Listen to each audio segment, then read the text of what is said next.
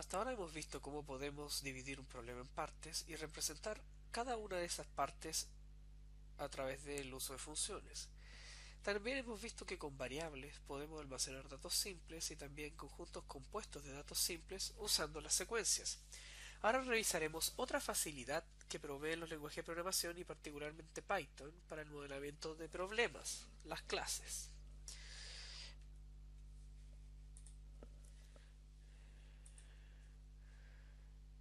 Hasta ahora hemos usado variables con tipos simples para resolver nuestros problemas, pero veamos ahora un ejemplo en donde el uso de los tipos simples únicamente no es tan práctico. Pensemos en resolver el problema de administrar la lista de contactos en un teléfono, por ejemplo.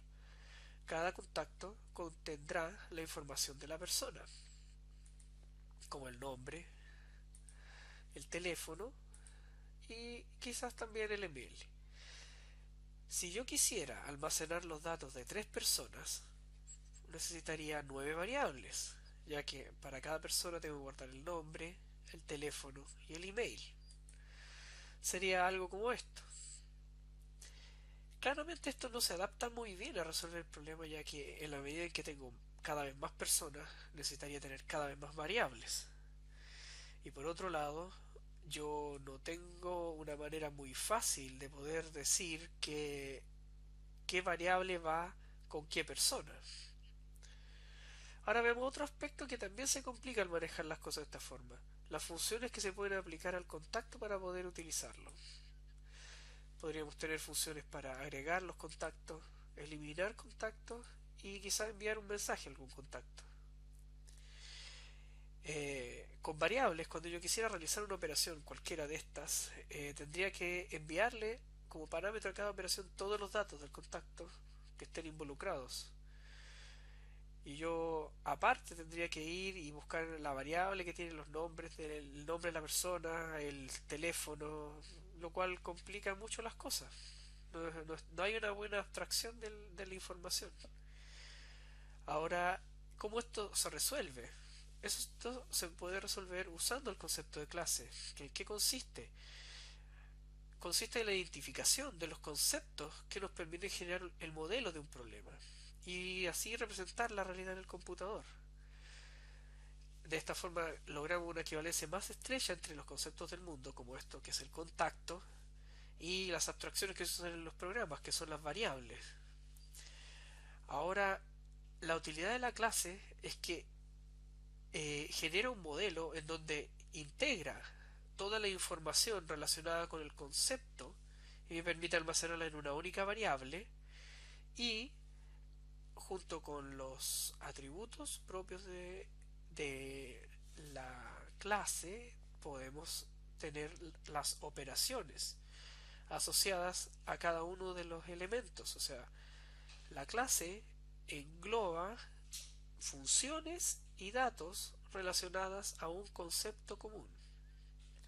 Si con las funciones nosotros podíamos crear nuestras propias instrucciones, con las clases creamos nuestros propios tipos de datos, pero tipos de datos inteligentes, que tienen además operaciones específicas. Cuando creamos un contacto específico, cada uno de los datos del contacto toma un valor determinado, y así se crea un ejemplo específico de un contacto.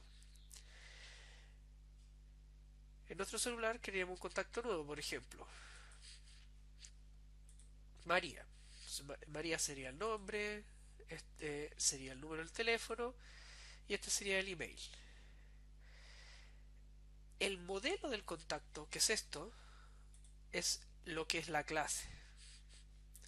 Y esto, el valor específico que yo le asigno a una variable, es el objeto. Un objeto es un valor específico de una clase, tal como 7 es un valor específico de número entero, este es un valor específico de contacto. Este valor específico también recibe el nombre de instancia.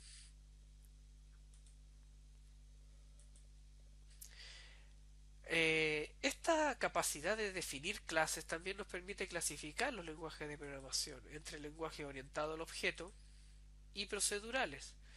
Los orientados al objeto son la mayoría de los que hemos mencionado y los lenguajes más modernos, MATLAB es orientado a objeto, Python, Ruby, C++, Java.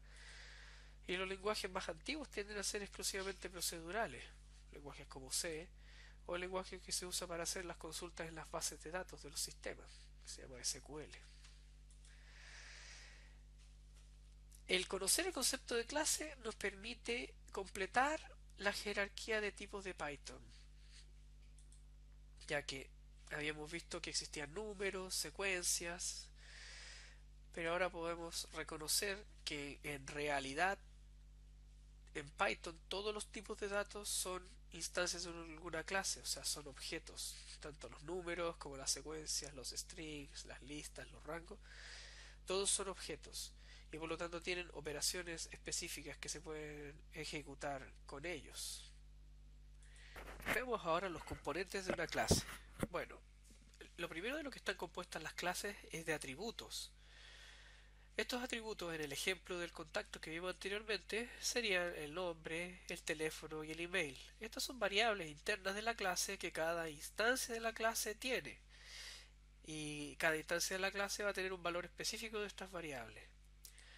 Además de los atributos, que son los datos, tenemos los métodos, que son las funciones propias de la clase.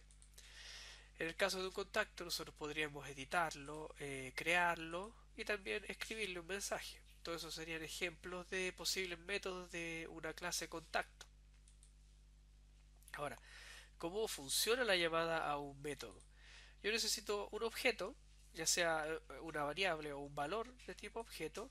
Yo uso un punto y después doy el nombre del método.